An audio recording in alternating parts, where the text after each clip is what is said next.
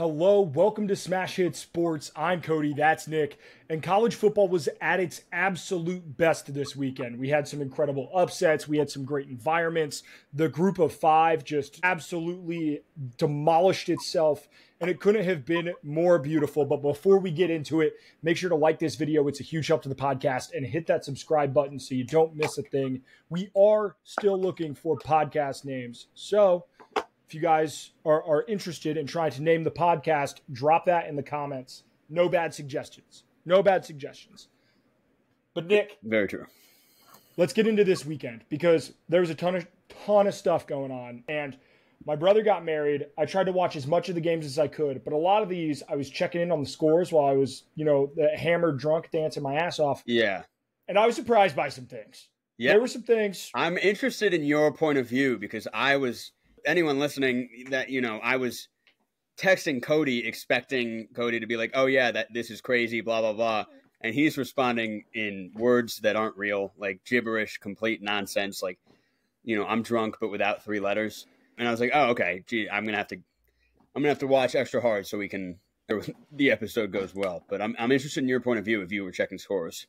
Yeah, I was, and it got a little crazy, but I was hungover legitimately until lunch today. That's crazy. That being said, brother, my age is about to start with a 3. It's about to get real scary. Yeah, it's about to get real scary. Yeah. Let's start with Michigan USC though. This game told me nothing. It told me absolutely nothing. It told me everything that I already knew about Michigan and everything that I was kind of worried about with USC. It just kind of confirmed it. But at the end of the day, I don't feel better about Michigan. No, this is my thing with that game is now, and you'd probably agree with this, LSU, I'm ready to say is a pretender. Yeah. Confirmed. I've seen enough. That's not a good football team. Cool that they are still ranked as high as they are. And USC barely beat them. USC loses to Michigan, who clearly looks like they're not a contender either. So I think those three teams are just in that pack of they shouldn't make the 12-team playoff. But it's not like they're terrible teams. Like, we were dogging on Michigan. I don't think Michigan's bad. I think they proved that much. But those three teams, to me, are not ready quite yet. Yeah. And USC just had a fluky welcome to the Big Ten moment. That's possible.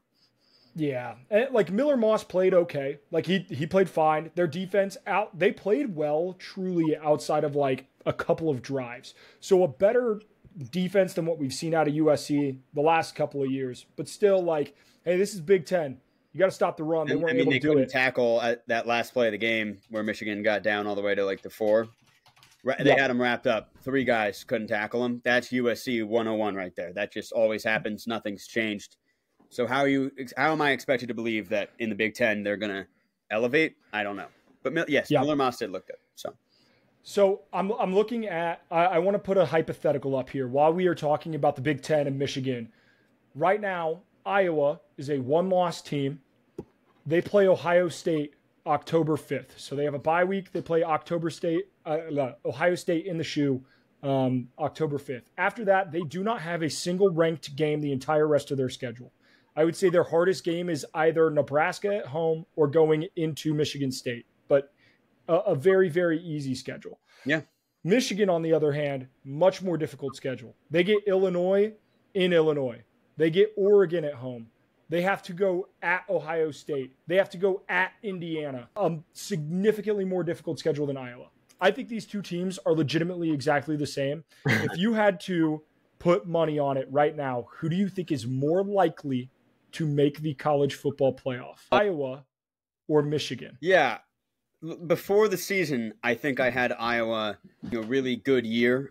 I think you had them 10-2, 9-2. Yeah, but solid. A lot of it was because of that schedule, and I'll say that Iowa State loss was one of the bigger choke jobs I've ever seen in my life. So they, in reality, looked like they could have just run the table with this defense because this defense is so good. But if anything, the offense has looked better than Michigan's offense, I would say. Yeah, Caleb Johnson, dude. Insane. Yeah. I know we've talked about Ashton Genty. Caleb Johnson is also putting a campaign together for best running back in college football. And I'm seeing some Cade McNamara 3-step, hitch hit the guy running the deep crosser, 17-yard gain, put right on the money. I'm seeing stuff like that, not often, but I don't think I saw any of that last year. There are just sparkles of competence offensively for Iowa. Yeah, I think I probably would prefer Iowa than Michigan. I would say both probably drop a couple weird ones this year as well. So, yep, I'll agree with you there. Colorado Hail Mary. Oh. This is a game I did not watch a second of. I only saw the highlights. Yeah. But the highlights, I feel like, were everything that you needed to see. Travis Hunter is so good at football, dude. Good. It's unbelievable. Like, that's exactly what they teach you from Pee Wee football on up, is put your helmet on the football when you're making a tackle. Truly a work of art. But that game, nuts. And he's absolutely every snap, nuts. Too. I mean, he's unreal. Shedeur Sanders also, and I've said this on the pod like 2 weeks ago, that's QB1. That is my QB1. He should be drafted. And I had some drawback because I posted it on my Instagram story. 5 or 6 people were like hating on that take. And their reasoning was like, well, you know, if he plays like a really good defense, he's going to get destroyed. I'm like, yeah, because he's going to get destroyed. You guys aren't looking at the film. You're not looking at the intangibles.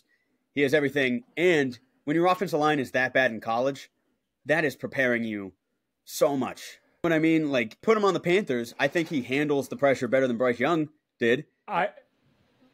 Fair. My biggest concern is there are times where, like, it's not the offensive line's fault. It's his fault for holding the ball way too long. And that's something that you can be coached out of. But, like, I don't have him as my quarterback one. I am a little skeptic there. But, like, I think by he has all the tools. I think by a landslide, he's QB1. No one's even sniffing it. But that's not me saying he's Usman or anything like that. No. It's just as far as the NFL goes, it translates so well. Only concern, obviously, and it's a big concern, is the character issue. But, you know, we'll just have to see what happens. Maybe Belichick comes back and puts the fear of God into him. I don't know. Yes, I'm say, though, is that I had my mega parlay that I do, like $5 to win some outrageous amount of money, just because it's fun to see, like, if I can, how far can I take it, kind of. It's fun to try to see a Hail Mary. Yeah, exactly. And in that, I went 13 for 14, and I lost on USF alt spread plus like 27.5. Everything else hit, like, Michigan. I even took Florida plus 250 or something at like minus 13.5. But I had Colorado plus 3.5 and was like, thank God Colorado's going to lose, so I don't have to go to bed knowing that I was, like 1 inch away from thousands of dollars. And then that Hail Mary happened. And then I had BYU for Kansas State. I was like, I guess I'm now rooting for Kansas State. Nope. It pissed me off. It's a lesson that, like, straight betting's smarter if you wanted to get into it. But when I straight bet, I lose everything. When I parlay, I go 13 for 14. That's just how it goes. Yep. Hey, but it's not about the bets we win. It's about the friends we made along the way. That USF take by me is aging very poorly. It wasn't. I'm gonna be honest. It wasn't. I mean, they just can't. They like stopped trying in the fourth quarter or something. I don't know, but it wasn't that bad. Truly, the first half, like, they stayed in it. I was like, okay, we're all right. I checked the score at halftime. I was like, I feel okay about my plus 17. And then I checked at the end of the game. I was like, they missed a 28-yarder at, like, going into half to make it a 4-point game. Like, they easily could have scored there too. It should have been tied going into half. Bunch of blown defensive coverages. Like, they looked like the better team. And then Miami 28-0 in the second half to rip away my soul. It was really brutal to watch. I will say this about Miami. When they put their foot on the gas, they have not half-assed it. And I think maybe it's Cristobal having absolute flashbacks from Georgia Tech last year, but they haven't even let a game try to be close. Yeah. They're like, nope, as soon as we find something, we are going to put our foot to the floor. I know, which was annoying because I was like, oh, this game is clearly over, backup QB in. Miami doesn't have to try. And they executed like 2 more 80-yard scoring drives in the fourth. It's like, why? But that's just how it goes. Yep. The Friday night game, Nebraska, Illinois. One incredible football game. That was so much fun to watch. Yeah. Like, Raiola shit down his pants at the end of the game. Brutal way to play in overtime. But overall, he played a pretty solid game. Luke Altmaier was dealing. Yeah. Dealing, dude. I mean, obviously, like 3rd and 60 in overtime or whatever it was pretty funny. Yeah. Honestly, I think we need to apologize to Faithful, because I don't think either of us had them sniffing the success they've already seen this season. I might have had them at 4-8. I looked at the roster. I mean, clearly, when there's 130 teams in college football, there will be holes in your knowledge. It's really hard to, kind of know exactly what every team's strengths and weaknesses are. I didn't look into Illinois that much, but I definitely didn't think, no part of me thought that they would be good, and they're good. Yeah, they truly, I want to give Illinois their flowers. They did exactly how you win those tight football games. They didn't make mistakes down the stretch. They played a tough physical football in overtime. They ran the ball well. They ran play action incredibly well. Luke Altmaier looked excellent out of that. They did all the things that you're supposed to do. And that's how you win football games at this level. It's not making mistakes, and it's playing sound football for 4 straight quarters. And into overtime, they did that. Nebraska, just the saddest stats in the world. They are now 2-14 in one-score games since the start of 2021. They have not scored a point in overtime since 2014. That's so heartbreaking. Because I can just visualize Nebraska overtime games, and they just have not scored at all in any of those games. Insane to me. Well, I made a video on my TikTok about the 2021 Nebraska team, the best 3-9 team, 3-9 team of all time, because they had a point differential of like plus 70 or plus 63, whatever it is. So in their 3 wins, they destroyed competition. They won a Big Ten game, and then they lost every single game by less than 10 points. Including like at Ohio State, they could have won that one. Michigan made the college football playoff that year. They should have won that game. That was a good team. They went 3-9.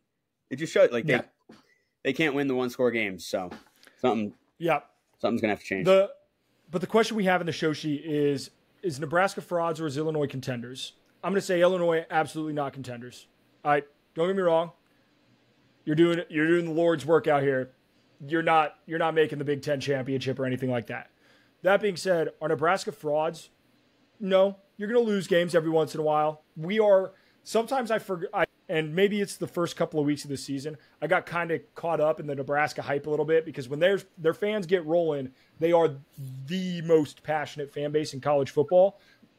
We're in the 2nd year of a Matt Rule rebuild. Dylan Raiola, a true freshman quarterback. The kid's 18 years old. So at the end of the day, he made some true freshman mistakes. That happens. He'll learn from those. I still feel okay about Nebraska moving forward. 8-4 and, making a bowl game, which they have not done in a ridiculously long time, is still within the cards for them. Yeah. So, and that'd be a very successful season. I agree with you. Like Illinois, they beat Kansas, back when Kansas wasn't 1-3 or whatever. So we kind of thought, whoa, clearly Illinois is good. Then they beat this Nebraska team that we were all hyped about. It's like Illinois must be really good. Now they're ranked pretty high as well. Resume-wise, it's still not necessarily like if they play a really close game against some of the top teams in the Big Ten, then we can talk about Illinois maybe being legit out of nowhere. Right now, I think those teams are probably in the same exact spot right now. We'll find out this weekend because they have to go to Happy Valley. Yeah, so sure. We'll find out real quick. Before we get into the next game recaps, Home Field makes the best college apparel in the game. They just dropped their Howard collection, so they're always adding new schools. I think at this point, they have to be closing in on 100 schools that they have apparel for. It's some of the best in the game. They have all sorts of retro type stuff. They have incredible hats. And you can get 15% off your first purchase at Home Field with code NICK15 or use the link in the description of this video. So go check them out. But Nick, I want to take 30 seconds to absolutely glaze you here. You called this BYU game to an absolute T. It was a late night, Lavelle Edwards Stadium. The crowd was rowdy. This is a perfect trap spot. And Kansas State fucking fell in it so quickly. So hard. You nailed that game to an absolute T. And I kind of agreed with you. I was like, I think BYU will cover and it'll be close. And Nope, they just whooped ass for 4 quarters. It was a really weird game. If you look at, there's an advanced metrics that I was looking at that like Kansas State played well and somehow was very bad. But at the same time, like BYU did all the weird, like the punt return touchdown. That was insane. Just truly props to BYU. I have no idea what to feel about this team at all. Like, are they top 25? Are they not? I have no idea. I mean, they deserve it right now. I don't know, but they were down 6-0, and it looked like it was going to be a close game. And I was like, I don't know, this might not happen. And then they scored 17 points in 1 minute and 30 seconds. I really, you never see that. You never see that. The game like that 1 minute and 30-second period of that football game completely changed everything, and BYU ended up destroying. But it was probably like 3 or 4 plays that just switched up the momentum so aggressively.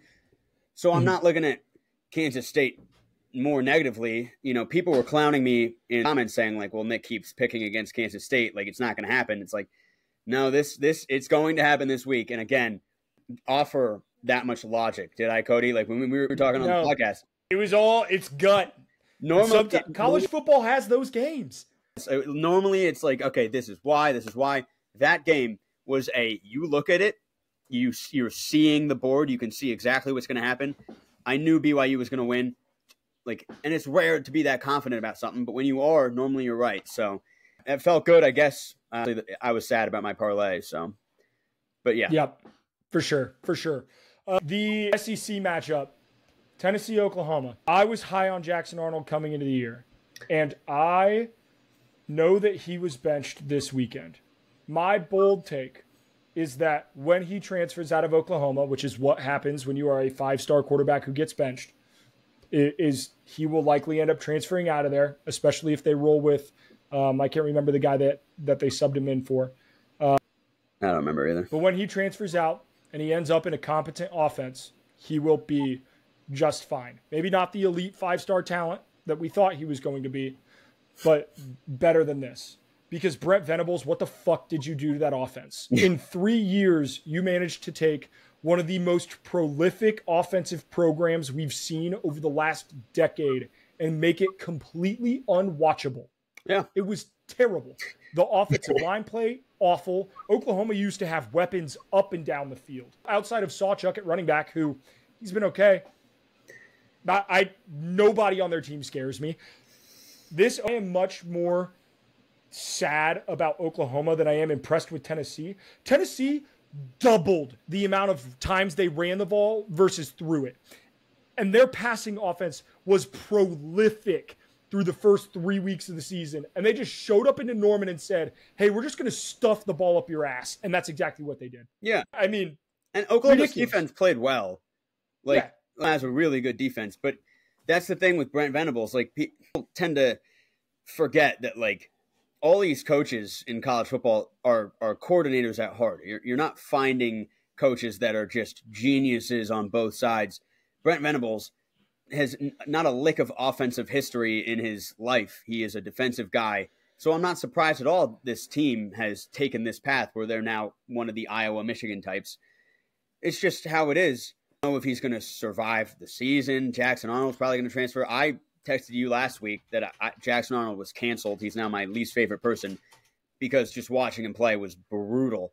But it's probably a product of play calling and just, issues with route running and deeper stuff than what you can see on the TV. But yeah, Jackson Arnold, not good. Oklahoma, very not excited about their future because their schedule is horridly hard. Brutal, dude. So bad. Brutal. They play Texas, Ole Miss, Missouri, Alabama, and LSU. They have 5 ranked teams on the schedule to end the season. They play South Carolina, who was absolutely in every ounce of that game against LSU. If you go 6-6 and your 5-star quarterback transfers out of the program, do you keep Venables around another year? I don't know. Because we're in what? We're in year 4? I don't know. He's not meeting expectations, you could say. But again, the schedule's so hard. Let's talk about Missouri real quick. I don't know if it's on the show sheet, but we should talk about them because they escaped by the skin of their teeth against Vanderbilt at home. That is crazy. And people are going to be like, oh, well, Vanderbilt's better. They beat BT. Virginia Tech is way worse than we thought. Vanderbilt is still Vanderbilt. They are not going to make the bowl game. No way, Jose. Missouri is 100% the concern. Sound the alarm for Missouri. I was lower on them than a lot of people this year, and I keep not putting them in my final top 25. And people keep yelling at me in my comments like, there's no way Missouri's not in the final top 25. I don't know if this Missouri team's any good. And they kind of showed that this week, but they escaped. My panic button officially out for Missouri. My panic button is out. I haven't pressed it yet. That fucker's on the table. I am nervous. Because the whole thing with Missouri is their schedule was easy. It was like, well, if they go 10-2 last year, well, of course they can go 10-2 this year. But if that's what it's going to look like against Missouri or against Vanderbilt at home, I think they're dropping some ugly games. And 8-4, like it's still going to be like, oh, it isn't going to get fired or anything. But I can see a world where Missouri's ranked like 24 or not ranked at all and playing in a weird Music City Bowl game or something like that. I don't know. Yeah. Well, in 2 weeks, they have to go into Kyle Field and win a football game. They also play Alabama at Alabama. I don't know what to tell you. You got to show up and play for that one because if not, no way. If you're like a 2-loss team and you just get shit pumped by Bama, like, are they going to throw you in when there's a lot of other really good 2-loss teams? That's where some of these teams might end up with the same record, but then when you look at their schedule and you go, well, oh, Missouri didn't play anybody, they might get left out. So we'll see. Sometimes that easy schedule can work against you. Let's talk through the Group of 5 chaos. It was a nuts weekend for the Group of 5. First off, we didn't talk. This game is not on the show sheet. Actually, you know what? I'm going to save that for a different segment. Different segment. Okay. Navy beat the piss out of Memphis in a way that, like, it's not. There are times when Navy wins a football game 17-13, and you're like, shit. That's what Navy does. That's not what Navy did this weekend. He gashed Memphis, absolutely gashed them. And Memphis had every ounce of, with USF now having 2 losses, Tulane having a loss to Kansas State, they had their Power 5 win. Memphis had a real nice path to be the lead horse in the race for that Group of 5 playoff spot. Mm-hmm. And then they lost to Navy. They held Florida State to 13, which obviously isn't that hard to do because Florida State's awful. Yeah. But no part of me in any sense, in any world, would ever have told you Navy was going to score 56 points against Memphis after Memphis held Florida State to 13. Can you imagine saying that before the season? Yeah. This is going to win like an ugly, low-scoring game against FSU, and then they're going to lose 56-45 to Navy. I think props to Navy. I think Navy football, watching a little bit of that tape, they looked really good. I think it was almost that they just looked way better than anyone thought than it was Memphis looking bad. I think Memphis looked fine in that game. Navy just was lights out, man. It was crazy. So maybe watch out for Navy in the American because the American looks like it's wide open. If Navy makes it to the college football playoff, de facto, you have to root for them. It's un-American not to. You have to root for them. That's true. Yeah, that would be crazy. Hopefully they don't play Clemson. Knock on wood. That Clemson even makes it. I would buy like a captain's hat and a naval officer's uniform. Yeah, to do the podcast on a ship. Yeah, just to fuck with you. Other Group of 5 chaos. Buffalo beating Northern Illinois was not on my bingo card. I'm going to be honest. But this is one of those, like, get your hopes up. You're doing the thing. You're doing the media rounds. And then all of a sudden, conference play sneaks up on you. And there's one thing. We talked about this in our MAC preview. The MAC is any given Saturday, baby. Any given Saturday. With the MAC. I mean, it's weird because Buffalo is definitely bad. So that's just like a very concerning loss. The MAC is out of all college football playoff contention, in my opinion. When you're looking at it, Toledo lost to Western Kentucky. Miami, Ohio didn't look very good against your Fighting Irish. Notre Dame, yeah. They're 0-3 now, which I was kind of surprised by. Bowling Green is that's my pick. And I will say they still looked good. They look good against Texas A&M. Their tight end. Their tight end's him. Dude, they have some talent on that team. Close losses to Penn State and Texas A&M on the road.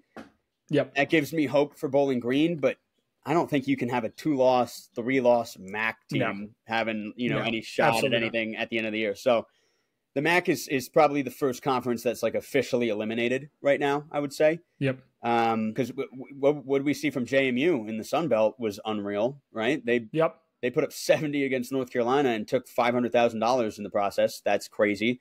A lot of hectic stuff in the group of 5, man. And I think the winners are probably, Boise State, UNLV, the Mountain West. Yeah, the Mountain West. The Mountain West has to be happy coming out of this weekend. I would say they are probably, between the two of them, the front runners for that college football playoff spot. Speaking of winners, Nick, let's get into our winners of the week. Before we do, the betting guide, I'm not going to lie, didn't have a phenomenal weekend of college football betting this weekend. And my picks, I went 6-6. It's not great.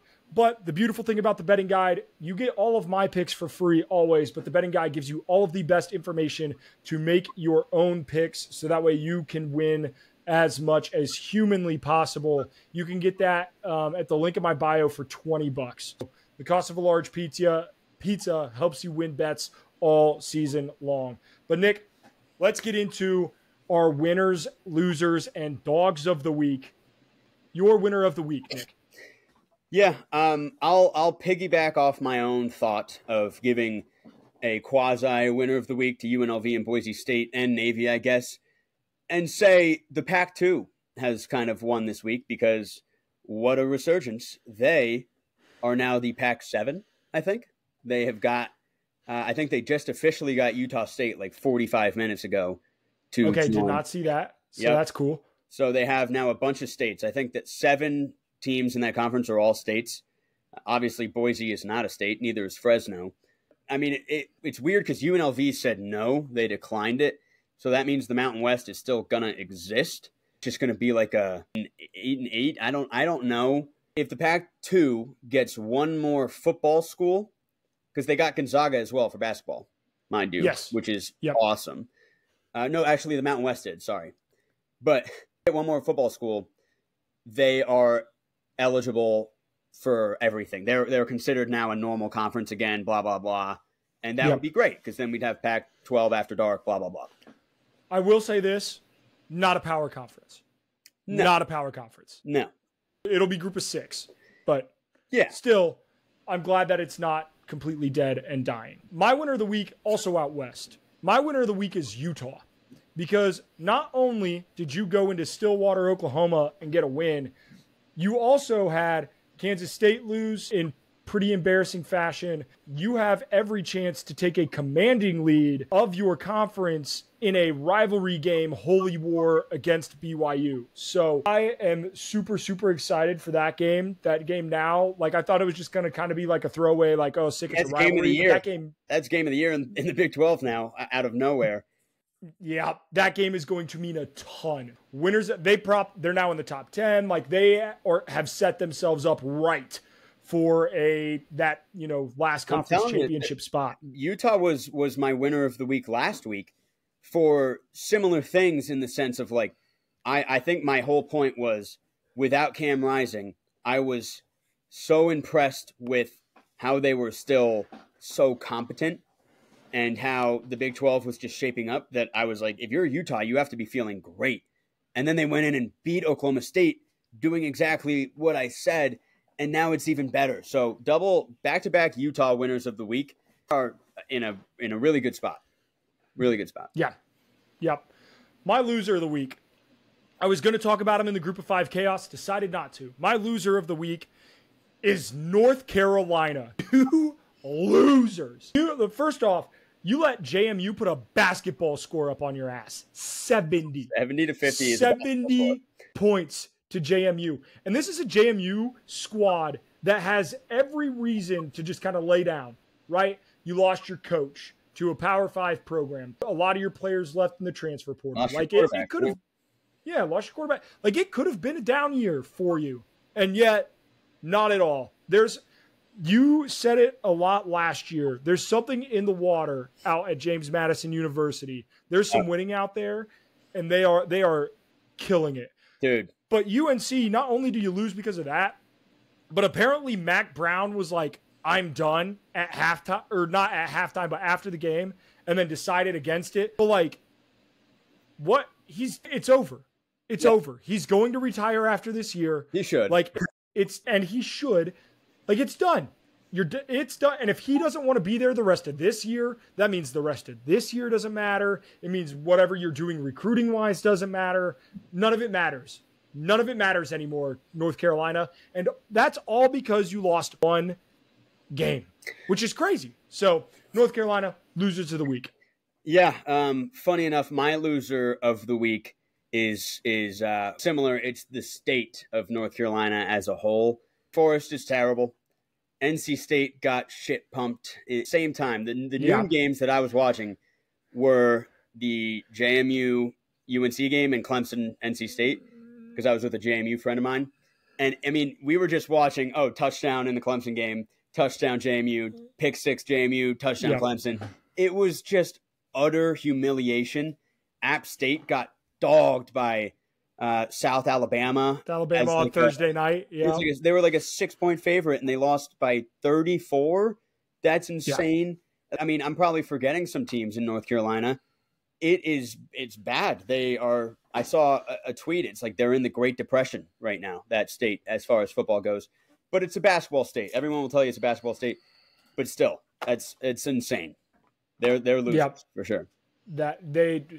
Tough weekend to be in the state of North Carolina. Nick, who is your dog of the week? Dog of the week.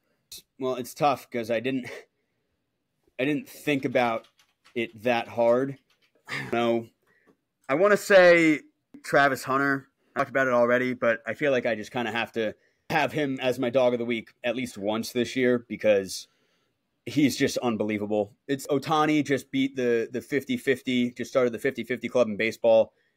Everyone's just, saying like this is the best baseball player of all time.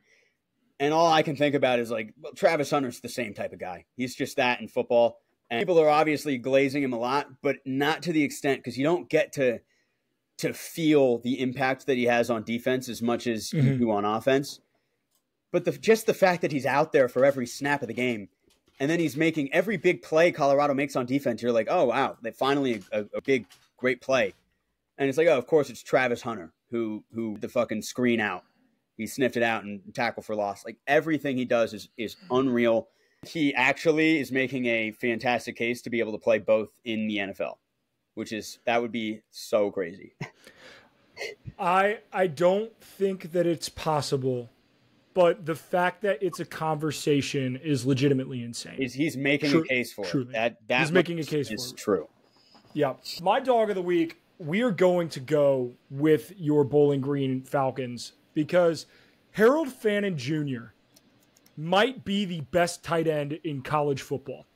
In back-to-back weeks, he has gone for 11 and 8 receptions, 37 and 145 yards, and a touchdown in each game, which would be impressive against Miami of Ohio and Toledo.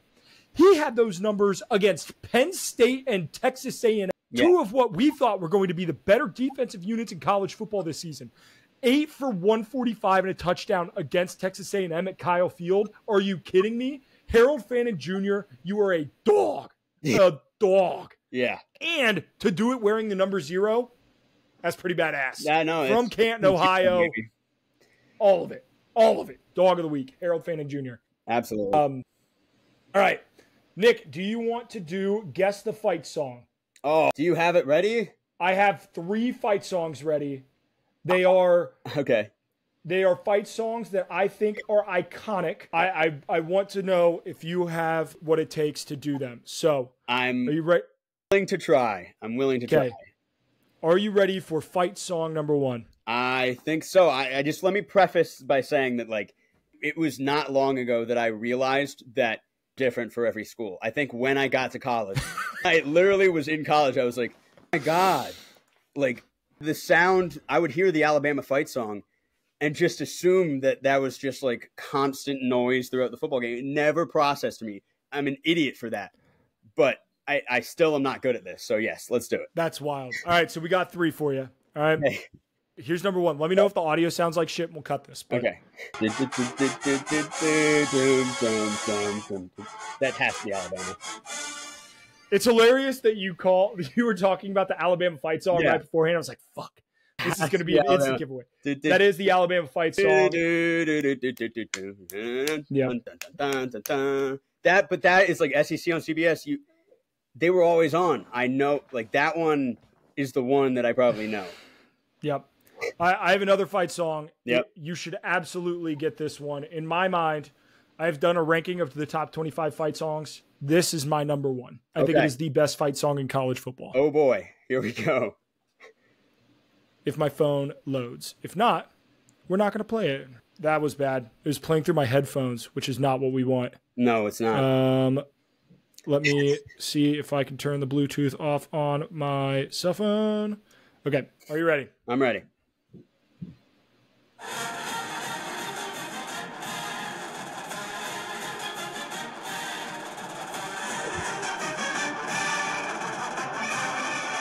Oh boy. I mean, all right. I think this is a Big Ten school. I might have biasly put Notre Dame at one because I'm sure their fight song's good. I have no idea what it is. That doesn't sound like Michigan. Doesn't sound like Ohio State.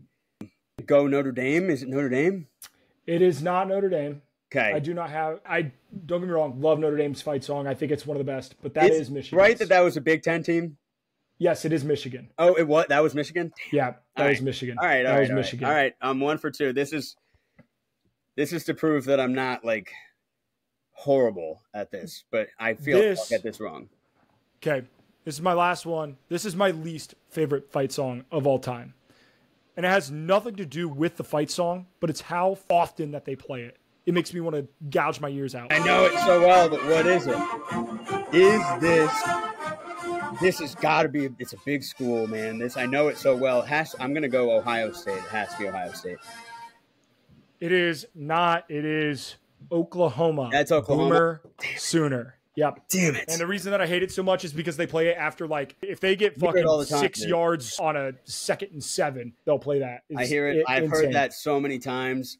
But I'm telling you, I'm no good at that. I'm bad at that game. So if you beat me right there, you now have points in my eyes. Yeah. Let me know. Call Nick a fraud in the comments if you beat him. You can let me know wherever you want that you know more ball than I do in that sense. Yep. We will, hopefully that segment worked out well. I will go back and listen to the audio on that. I have no idea. Yeah. We'll find out. All right. Last thing before we get into next week's preview, let's repredict our college football top 12 after week 4. Nick, we'll just kind of do this together, starting with number 1, best team in the country. I'm going to assume it's going to be your SEC champion. It is. Do you think it's Texas or Georgia or Tennessee or Georgia? Okay. I do. Just think that there is still something to be said about joining a conference. It'll probably be your SEC championship game. We'll see, though. Georgia plays Bama. We'll get into that later. I think I would just take Georgia in that game. I think a lot of people are saying Georgia barely beat Kentucky, but my whole thing is Georgia always escapes those games, and afterwards they learn from it more than any other team, and they don't look back. And that's what I'm expecting to happen. So there's no reason for me to not put Georgia at 1 right now, especially with what they did to Clemson and then looking at what Clemson is now. Yep, I'm also going to take Georgia at 1, which was my playoff prior to the start of the year. At number 2, I had Oregon. No, I had Ohio State. And I'm still going to have Ohio State, but for different reasons. I had that Oregon would beat Ohio State in the regular season, and then Ohio State would avenge that game in the Big Ten Championship. I just now think that Ohio State's probably the better team. Yeah. So I'm going to go with Ohio State at 2, Big Ten champion. That's what I'm going with. Sticking with Penn State. I think Penn State can do it. I feel a little confident than I did after, 2 and whatnot. And my reasoning is because I'm starting to get some Zion Williamson Duke vibes from this Ohio State team, where one and their mothers is in agreement that they have the best roster. But when you put that paper to the game, to the field, you would almost expect domination in every aspect the entire time. Marshall didn't look that bad against them. Like, there have been spots so far where Ohio State has looked a little vulnerable. And I just wonder if they're if there's an opening to dethrone this so-called super team that I'm sure Penn State, Michigan, all these teams are hearing all that noise, I think it happens. And so why not Penn State in that sense? Because the only other team that could do it is probably Oregon. And I just think that I've sold my soul to Penn State already in the pod. So give me Penn State. That is fair. Number 3 team. I'm going to change this up. I had my number 3 team as Kansas State. I actually now think that this is going to be an ACC squad. I haven't seen them hesitate or falter yet, really. So I'm going to go with Miami. Yep. I like that. I mean, but you could also argue Clemson here. They don't play each other in the regular season. Exactly. I think you could almost guarantee that that's going to be the ACC championship matchup. Should be. I think they both play Louisville. It's the only team that I think could throw a wrench in things is Louisville, just because they play both. I have Clemson here.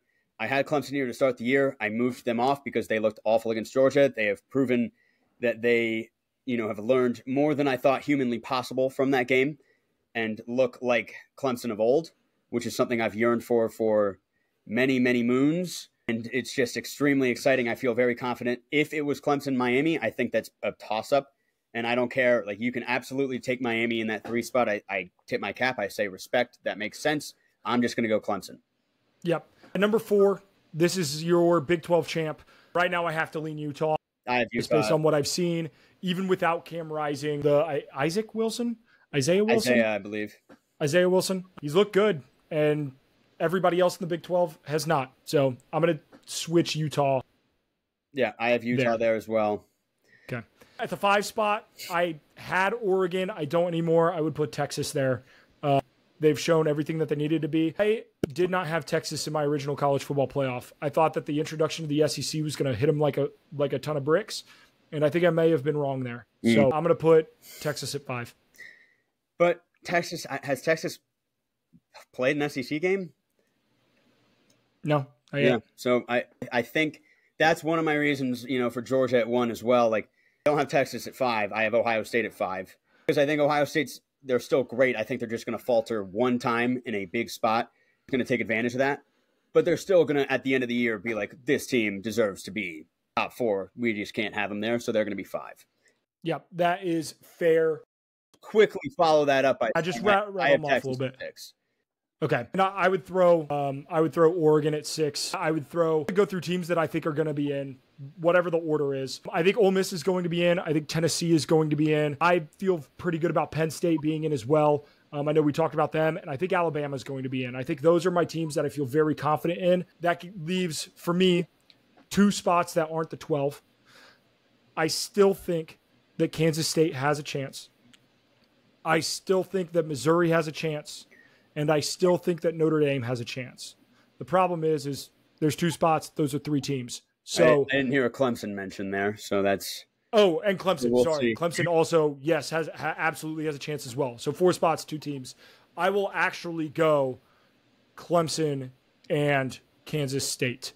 I think Notre Dame is not a good enough team to win out, and they will need to do that. A 2-loss Notre Dame without a shot at a conference championship, without a weaker schedule. I'll say a weaker schedule this year. I think they're out, and then you can only have so many SEC teams in, and I think Missouri may be on the wrong side of that. So, and then my group of 5, I'm riding with UNLV. I think UNLV wins the Mountain West. They have 2 power conference wins. I have UNLV right now. I'm impressed. I think it very well could be Boise State as well. Now, I'll just finish up because I have this in order. I have Tennessee at 7. So Ohio State, Texas, Tennessee would be the 3 best non-conference championship winners. I think that makes a lot of sense. Miami would be 8, which also fits. Yep. But you had Miami at 3. Yeah. Ole Miss at 9, Oregon 10, Alabama 11. I was very close to putting Notre Dame in, but kind of for the same reasons that you said. I'm just a little afraid of them dropping another weird one in a weird spot. Even this week, they have a tough one, right? Yeah. They're playing Louisville. So yep. That rounds out my top 12. Things have changed, but not that drastically, right? So I still think the core feels the same. Well. We're just kind of moving them around a little bit. Yep. Yeah. All right. My biggest to the game. Yeah, my biggest miss, Florida State. I had them winning the ACC. That's a fucking I proudly travesty. did not have them making the playoff. Yep. W take. W. All right, before we get into this week's games, if you were going to any of these games or going to, schedule some games down the line, I know I just bought Nick tickets to see Stanford, Clemson at Clemson. Go to SeatGeek and use promo code SmashHitsSports. Get $20 off your first purchase at SeatGeek. You can see all the prices with fees all in one spot. Real easy. That being said, no real great games Thursday or Friday night this week. Rutgers does play Friday night. I will be keeping an eye on that game because they have looked good and are undefeated, Nick. But let's start with BYU at Baylor. Baylor's a 3-point favorite in this game. Please tell me why the hell that is, because Baylor is not good. I think it's just the Colorado effect, I guess. I don't know. I was thinking about taking Baylor because it feels kind of trappy, but I just think when you lose a heartbreaker like that, and you could tell that Baylor was really affected.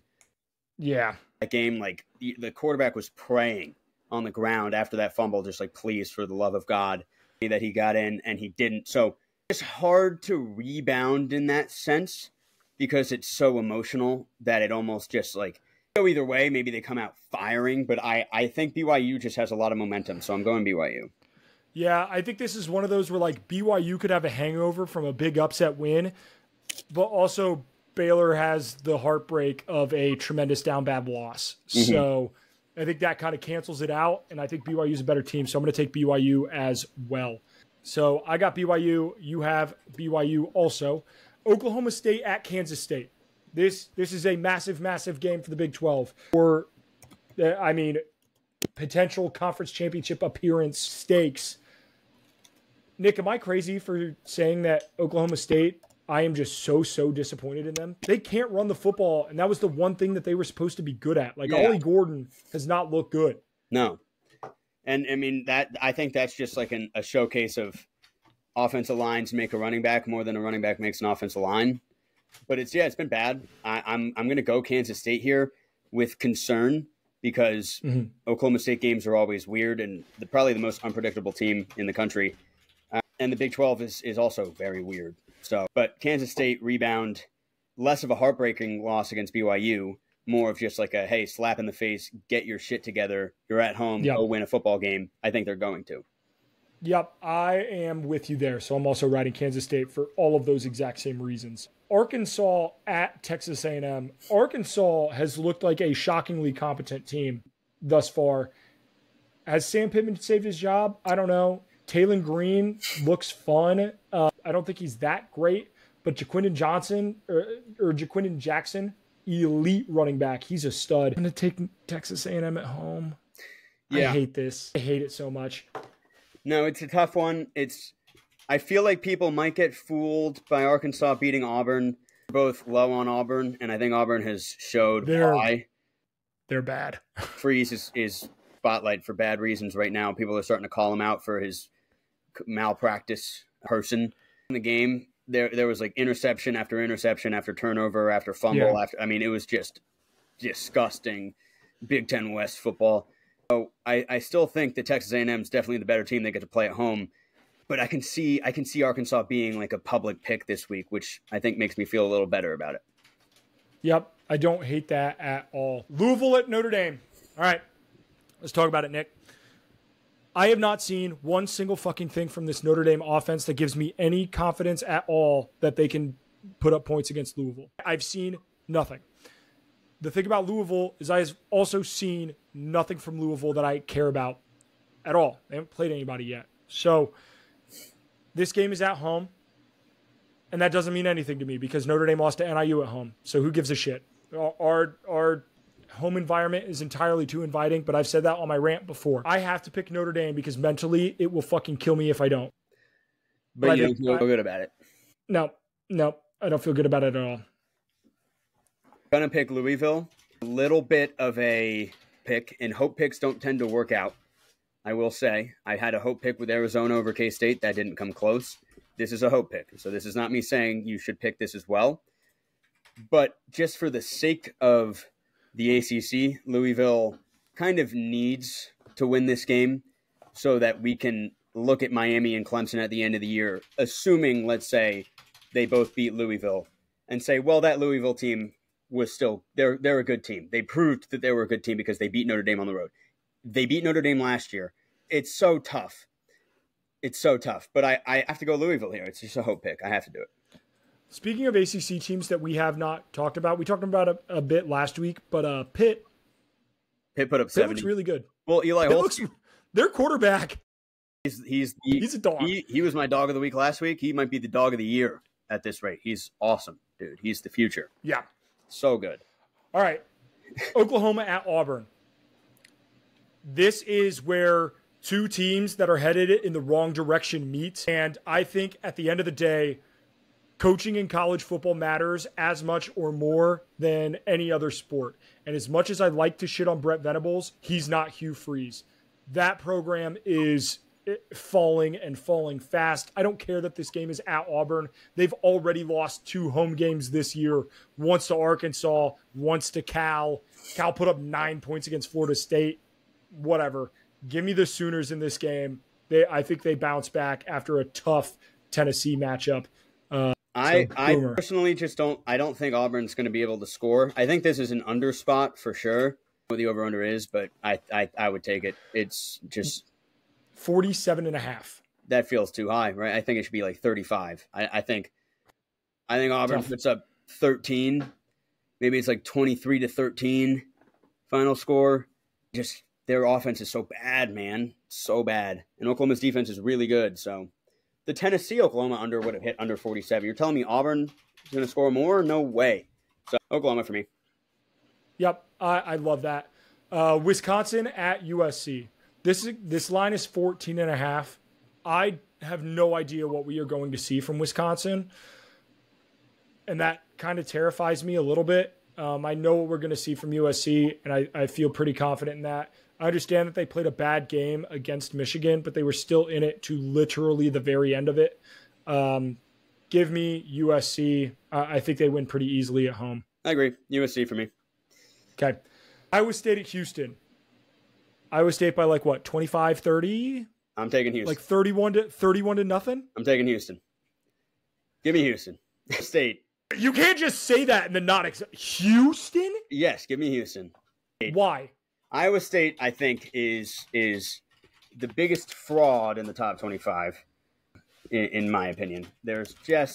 I watched the entire Iowa game. I understand rivalry game.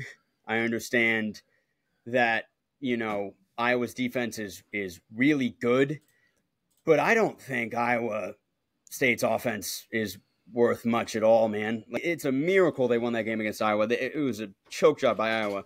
They put up 21 against North Dakota, who's not North Dakota State. Don't get it twisted, so that's bad.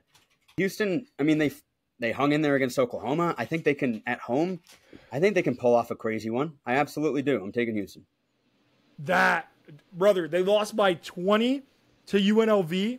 They just lost by 34. They got shut out against Cincinnati. Yep.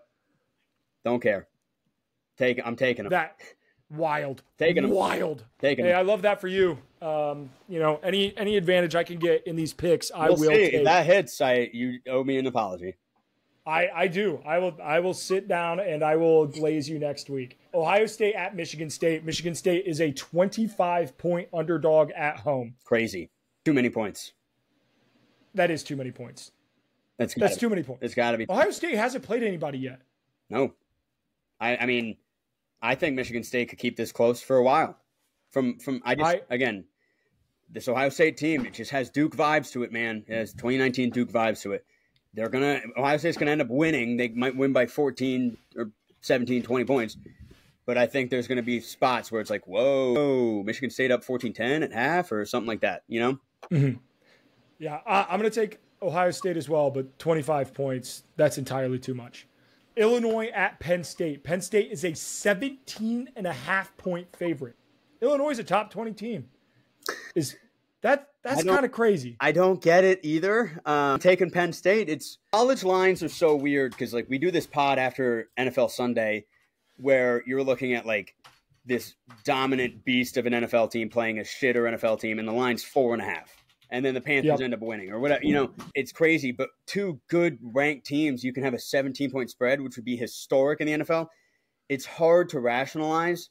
Had that sort of spread against Boise State. Boise State covered with ease. I don't know. It might be a little too early in the season to say Vegas knows, but I'm going Penn State with confidence still. I'm going Penn State as well, but that's a really weird line. We're going to skip Georgia-Bama. We're going to get to that one at the end. Washington State, Boise State. Boise State is a 7-point favorite. Am I crazy for liking Washington State here? I don't think you are. I think I'm taking them, dude. Yeah, I don't think you are at all. I mean, that San Jose State-Washington State game, we didn't talk about it much, but that was fucking crazy. That was Pac-12 After Dark in its prime, 2:30 a.m. time. San Jose State threw an interception. The game's over. But Washington State, instead of kicking the field goal, throws an interception. Dude, I love it. I think Washington State is much better than Oregon State as far as the Pac-2 goes. So I would like them in this spot. But if you're going to go Washington State, I'm going to go Boise State because I still really like Boise State. I think they're contenders as far as getting that 12-seed spot. That's totally fair. I think we could be put in a really interesting position where the Pac-2 does have a conference title, but if Washington State and they run the table in the Mountain West, like, do you put them in? I don't know. It's a great question. Crazy. So I'm going with Washington State. You have Boise State. Arizona versus Utah. This is a game that is going to fly under the radar because it is a 10:15 kickoff. And I understand that this game is at Rice-Eccles Stadium. I think it's going to be close.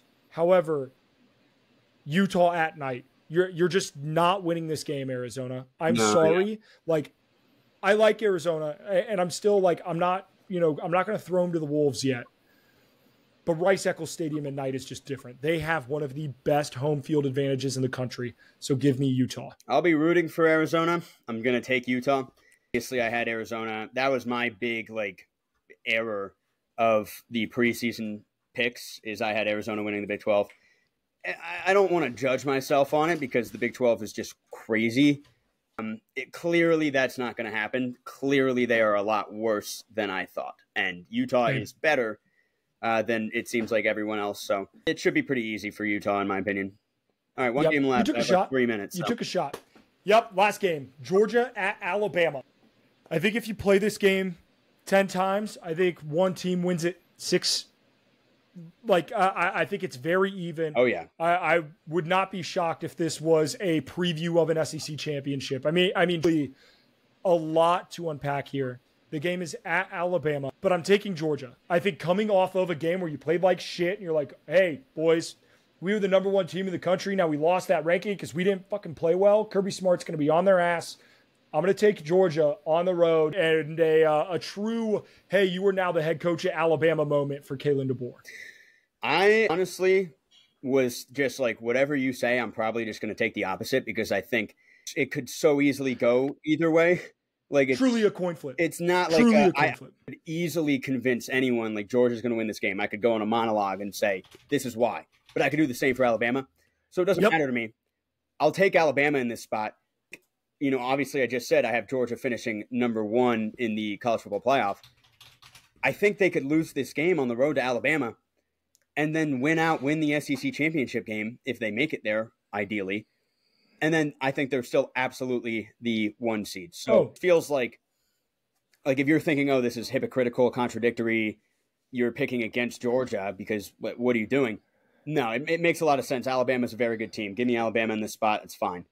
And with their schedule, they still could be number 1 because they play Ole Miss, they play Tennessee, they play maybe they don't play Tennessee, but they play Ole Miss, they play Texas. Like they'll have plenty of phenomenal wins on that schedule. All right, that is it for this weekend. Make sure to subscribe to the podcast, be a friend, tell a friend, and we will see you in the next one.